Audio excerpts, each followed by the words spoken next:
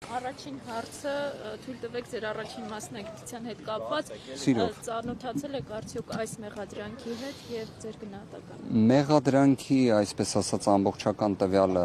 իսկապես չունեմ, բայց հաշվի առնելով այն հարաբերությունները, որը ունեմ թե Լևոն Քոչարյանի հետ, թե նաեւ Սեդրակ Քոչարյանի, նախագահ Քոչարյանի որոշակի տվյալներ ունեմ։ Ըստ էության պարզվում է, որ այս դեպքը վերաբերում է 2018 թվականին դեռևս բացահայտված տվյալների, որ պատկերացնեք ընդհանրապես խափանման միջոցը, առավել եւս կալանքը որպես խափանման միջոց վերաբերում է ինտենսիվ մի իրավիճակի քրեական վարույթի։ Եթե ես արդեն իսկ ձեզ բացահայտում եմ 2018 թվականից բացահայտված մի իրավիճակ, ոնց կարող է 2026 թվականին լինի այնպիսի մի իրավիճակ, որ այդ ինտենսիվությունը լինի, որ կալանքի հարց էլ առաջանա։ Արդեն կարծես թե ակնհայտ է նաև, որ այստեղ վաղեմության ժամկետի խնդիրներ էլ կան։ Մանրամասները չգիտեմ ինչպես։ Որ չի ասել։ Ես մեկ այլ իրավիճակով արդեն կռահում եմ, որ ենթադրաբար առնվազն մի մասը անցած ավաղեմության ժամկետը, հիմա ուղղակի իմ սուբյեկտիվ կարծիքն է, հիմա չբացահայտեմ, բայց առնվազն իրենք էլ շատ լավ գիտեն, թե ինչ խնդիր ունի այս գործը։ Առնվազն այն, որ այս աստիճան ինքը տևողության մեջ է, բացահայտված է եղել եւ տևողության մեջ է եղել։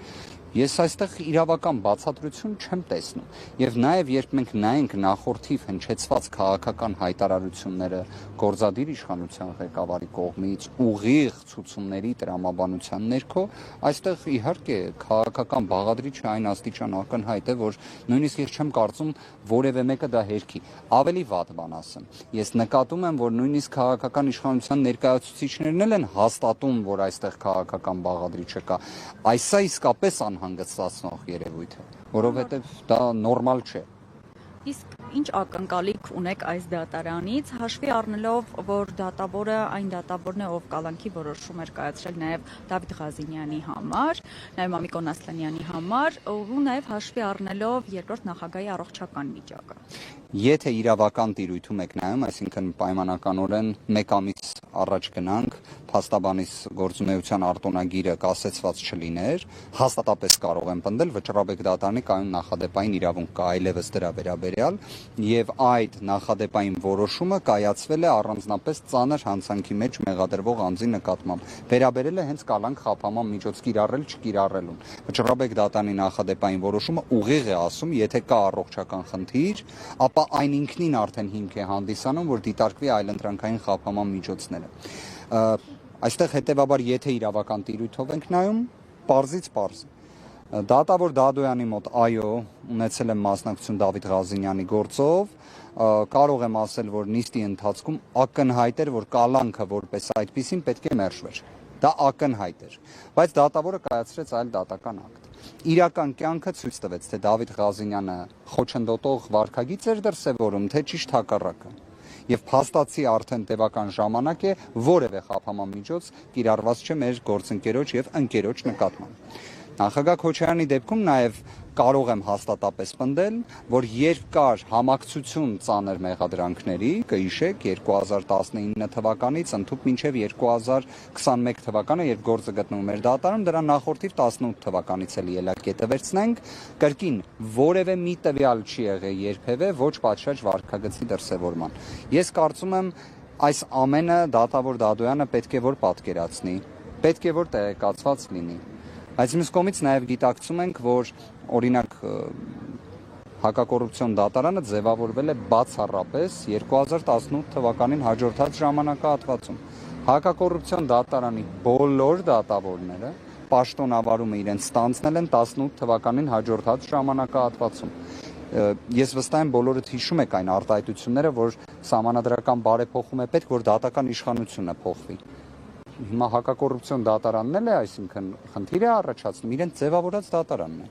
Հենց իրենց ձևավորած եւ այն անձինք, ովքեր ձևավորել են այս դատարանները, դեռ պաշտոնավարում են։ Պարոն Վարդանյան, երեկվանից երկրորդ անգամ ձերբակալման որոշում տրվեց, Շատ հետաքրքիր հարց է։ Երրորդ անգամը չէր կարող, ինչու էին շտապում։ Ես ավելին ասեմ, երբ 3 ձերբակալման որոշում կայացվեց, բայց որը ի կատար չացվեց, այսինքն կալանքի միջնորդություն չներկայացվեց եւ քննության չառնվեց, իմ կարծիքով դա էլ ինքնին արդեն հիմք էր, որ նույն միջնորդությունից չեն կարող բերել։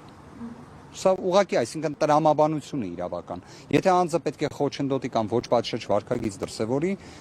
իրեն 24 ժամն էլ չէ պետք է որ բավարար լիներ։ Բայց ոնց տեսնում եք, ոչ մի տենց հաղորդագրություն դատախազությունը չտարածեց ոչ պատշաճ վարքագծի վերաբերյալ։ Իդեպ նույնությամբ պետք է ասեմ, որ ինչը խոսում էինք այս դեպքում, ամբողջությամբ վերաբերելի է նաև Սեդրակ Քոչարյանին,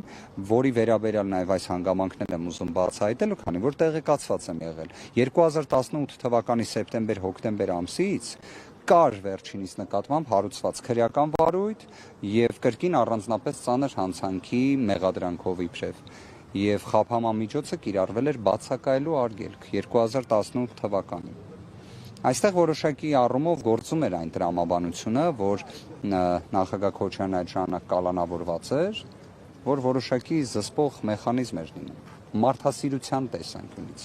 պարզ մարդասիրության։ Բայց հիմա ոնց տեսնում եք, դրանցից եւ ոչ մեկը չի գործում։ Սեդրակը Քոչարյան կալանավորված է, որ հարցնեք լավ դրա հիմքը որը պետք է լինի, որովհետև դեպքը վերաբերում է 2005-6 թվականի իրադարձությունների։ Եվ կրկին շատ կարևոր հանգամանք էլ նշեմ, միջազգային փորձում քաղաքական հետապնդման բաղադրիչը ընդգծելու համար հիմնականում նայում են խափաման միջոցը։ Հիմնականում նայում են խափաման միջոցին, որովհետև այնտեղ էլ է պարզ այն ճշմարտությունը, որ շատ լավ գործեք հարուցել քննեք, բայց ինչի համար է կալանքը որպես խափաման միջոց ընտրելու միջնորդություն ներկայացվում։ Դրա ողջամիտ պատճառաբանությունը ո՞րն է։ Օրինակ այս վերջերս հայտնի դարձավ, որ ԿՊԱ-ական պատգամավոր Բագրատյանի որդուն մեղադրանքի առաջադրվել շուրջ 15 միլիոն դրամի վնաս էր պատճառել ու նրա նկատմամբ Կարծես թիվը այդքան փոքր չէր։ Նրա նկատմամբ ընտրված էր երաշխավորություն խափանման միջոցը։ Մամլո հաղորդագրությունը տեսել եմ։ Իդեպ տարանջատում կա արդյոք։ Իդեպ նշված ընտանիքին ես նաև ճանաչում եմ, դպրոցական տարիներից եմ ճանաչում, հետևաբար, այսպես ասած, բացասական լույսի ներքո կամ սուբյեկտիվ կամ օբյեկտիվ տիրույթում չեմ նայ հարցին, մեկ վարժություն ուղղակի կառաջարկեմ։ Ես արդյոք խնդիր տեսնում եմ, որ այնտեղ կալանքի միջնորդություն չի եղել, չեմ տեսնում։ Իդեպ լինի քաղաքացիական պայմանագրից, թե այլ ուժից։ Հենց ամբողջ իմ այս օրերի ընթացքում էլ բարձրաձայնվող մոտեցումը հենց դրանում է։ Ինչի համար լինի կալանք, երբ կարող է լինել այլ խափաման միջոց։ Այլ խափաման միջոց կիրառվի, խախտում թույլ տրվի, թող ներկայացնեն կալանքի միջնորդություն։ Այստեղ է ամբողջ հենց իրավունքի գերակայության խզումը տեղի ունենում։ Սա է։ Պարոն Վարդևանյան, տպավորություն է, որ դատական համակարգում, երբ որ կալանքի հիմք չեն ունենում դիմանդիների նկատմամբ, պարտադիր ընտրում են հիմք վարույթին չխոչընդոտելը։ Ինչպես եղավ օրինակ Սեդրակ Քոչարյանի պարագայում, ինչը անհասկանալի էր, թե ինչպես կարելի էր խոչընդոտել 20-25 տարվա վաղեմության վարույթին։ Հնարավոր է այս պարագայում էլ այդ նույն հիմքով կայացնեն կալանքի որոշում։ Չի բացառվում, այստեղ պարզապես ես կառաջարկեի, որ զարմացնեին հասարակությանը եւ կալանքի միջնորդությունը մերժեին։ Իսկապես ես վստահ եմ բոլորը կզարմանան, որովհետեւ այստեղ կարծում եմ այնքան ամեն ինչ ակնհայտ է տեղի ունենում, բայց դեպքեր եղել են, որ զարմացրել են, դա էլ ասեմ։ Եղել են։ Չալաբյանի դեպքով զարմացան։ Ինչ որ իմաստով, հիմա թող սա լիներ։ Դա տեսնում եք, ինչ որ էպիզոդներ լինում են։ Կարող է լինել այս դեպքում, կարող է լինել։ Մա հարցը նա է, որ իրավական տիրույթում հարցը չենք քննարկում։ Ցավը դրանում է։ Եթե իրավական տիրույթում քննարկեինք, ընդհանրապես sense միջնորդության անհրաժեշտություն չկա։ Պարոն Վարդևանյան, հիշենք, որ արդեն մեկ վարույթով Ռոբերտ Քոչարյանը հենց այս դատարանում անցնում է, ի վերջո այդ գործով ինքը մեղադրյալի կարգավիճակ ստացավ, չստացավ։ Տրամաբանությունը նա է, որ որոշակի դատավարական փուլ անցել է գործը, մեղադրյալի կարգավիճակ որպես այդպիսի ընտրվել է, բայց այստեղ էլի կրկին դուք կարող եք հարցին նայել, եթե նայում ենք իրավական տիրույթ։ Իսկ ինչ վարքագիծ է դրսևորել այդ ողջ ընթացքում։ Մեկ դեպքի մասին լսել եք ոչ պատշաճ վարքագծի չեք լսել։ Չի եղել կալանքում, բայց քրեական վարույթ է եղել։ Քրեական վարույթ, կրկին ծանր մեղադրանք, այսինքն բոլոր այդ վավերապայմանները եղել են, բայց անձը պատշաճ վարքագիծ է դրսևորել։ Միջազգային փորձը, որ ուսումնասիրեք, գրեթե բոլոր հանրային հնչեղություն ունեցող դեպքերով։ Ես վերջին շրջանում նկատել եմ, չէ՞, կարծես թե ԱՄՆ փորձը շատ կարևորում են։ ԱՄՆ ներկայիս նախագահ Դոնալդ Թրամփի նկատմամբ այնպիսի մեղադրանքների համակցություն է եղել, որի ծանրությունը մեղմ ասած չէր զիջում որևէ մի հնարավոր ֆանտազիայի շրջանակներում պատկերացնող մեղադրանքի ծանրության, բայց երբեք կալանք չէր կիրառվել, նույնիսկ մեկ օր կալանք չի կիրառվել, որովհետև կալանքը խափաման միջոց, ոչ թե պատիժ, այլ խափաման միջոց։ Թող գործը քննեն, դրանից հետո վճիռներ կայացնեն։ Բայց նախքան այդ խափաման միջոցը հնարավոր ոչ պատշաճ վարքագծի խափանմանն է ուղղված։ Որտեղ է ոչ պատշաճ վարքագծի ռիսկը, չկա դա։ Չկա դա եւ ի վերջո նաեւ կարծում եմ այս դեպքերով, որոնք ունեն հանրային հնչեղություն, ցանկացած դեպքը դուք նկատել եք հանրային հնչեղություն ունեցող մի գործ փորձեք հիշել, որտեղ անձը ոչ պատշաճ վարքագիծ է դրսևորել լինելով ազատության մեջ։ Այ դա փորձեք հիշել։ Արդյոք պատասխանատվության կենթարկվեն, հա, տեսեք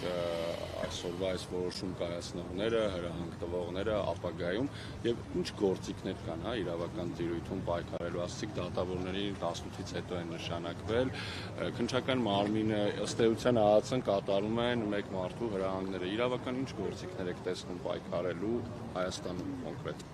Ես գտնում եմ, որ լավագույն պայքարի միջոցը ի վերջո լինելու է իրավունքի գերակայությունը եւ մարդասիրության սկզբունքի վերականգնումը եւ դրա գերակայությունը։ Ես չեմ գտնում, որ ատելությանը պետք է պատասխանել ատելությամբ, սխալին պետք է պատասխանել սխալով կամ պայմանականորեն այս անհամաչափ գործողություններին ավելի բարձր անհամաչափ գործողությամբ։ Ճիշտ հակառակը։ Իսկապես խավարին հաղթում է լույսը։ Ես դրան անկեղծորեն եմ հավատում։ Հետևաբար ապագայում կարծում եմ ուղղակի մի քանի երաշխիքներ եւ ընդգծված քաղաքական կամք առայն որ դատական իշխանությունը իրավապահ համակարգը լինեն լիարժեք անկախ։ Այդ ժամանակ դուք այսպիսի հարցադրում պարզապես չեք էլ տա։ Իսկ թե ինչ կլինի նախորդիվ տեղի ունեցածի, իդեպ մեր գործընկերները նաեւ ներկայացնում են, որ ընդհանրապես մենք նաեւ համաներման գաղափարին կողմնակից ենք։ Ի վերջո այս որոգայթից պետք է դուրս գալ։ Վարչապետը ասում է ումից անկախ, ինչից անկախ եւ ժողովուրդն է, այսինքն ինքը ժողովուրդն է, սա ինչ է նշանակում։ Իդեպ եթե ուշադիր լսեք այդ խոսքը, տրամաբանությունը նրանում է, որ փաստորեն խնդիր է տեսնում գործադիր իշխանությունը, նրա հետ, որ բարձրագույն դատական խորհրդի 10 դատավորներից, 10 անդամներից 5 դատավոր անդամները ընտրվում են դատավորների ընդհանուր ժողովի կողմից, իսկ դատավորների ընդհանուր ժողովը չի ձևավորվում ընտրությունների միջոցով։ Այստեղ է խնդիրը տեսնում, ճիշտն ասած Վենետիկի հանձնաժողովը այդտեղ խնդիր չի տեսել, իսկ Վենետիկի հանձնաժողովը ժողովրդավարության, այսպես ասած, որոշակի ֆիլտրն է, եւ տենց խնդիր չէր տեսել։ Հիմա սա ինչ նորարարական մոդել էր, չգիտեմ, բայց կարող եմ մի բան ասել։ Փաստորեն, եթե խոսում են, որ դատական իշխանությունը պատկանի ժողովրդին, ապա պետք է ուղիղ ընտրություններ լինեն դատավորների, որ ԱՄՆ-ում կա օրինակ այդ մոդելը, դատախազները, դատավորները ընտրվում են, բայց նույն ԱՄՆ-ի մասնագետներին, որ հարցնեք, այնտեղ էլ կա մտահոգություն, որ չէ որ ընտրությունները ենթադրում են դրամահավաք, ենթադրում են որոշակի հովանավորների արկայություն եւ այլն, եւ դրանք էլ են ազդում դատարանների անկախության վրա։ Այսինքն լավագույն տենց որպես այդպեսին մոդել չկա։ Լավագույն ճիշտ մոտեցումը նա է, որ դատավորները պետք է լինեն անկախ, պետք է լինեն արեստավարժ, պետք է իրենց վարձատրության համակարգը լինի հավուր պատշաճի, ինչպես դատավորների, այնպես էլ իրավապահների համար, այսինքն քննիչը, դատախազը։ Այդ դեպքում նաև երբ ունենում ես քաղաքական կամք, այդ անկախությունը տեղի ունենում։ Եվ ժողովրդի իշխանությունը, դատական իշխանության դեպքում, դա ի՞նչն է ի վերջո, անկախ դատարանները։ Այն դատարանը, որ օրինակ, եթե գործադիր իշխանության ղեկավարը նույնիսկ քաղաքական ցուցում տա, դա չունենա որևէ ազդեցություն։ Եթե որևէ մեկ այլ անձ ցուցում տա, կրկին չունենա որևէ ազդեցություն, այլ ազդեցություն ունենա իրավունքը եւ օրենքը։ Իսկական անկախ դատավորների ընտրությունը ԿԸՀ-ն կարող է անվավեր ճանաչել։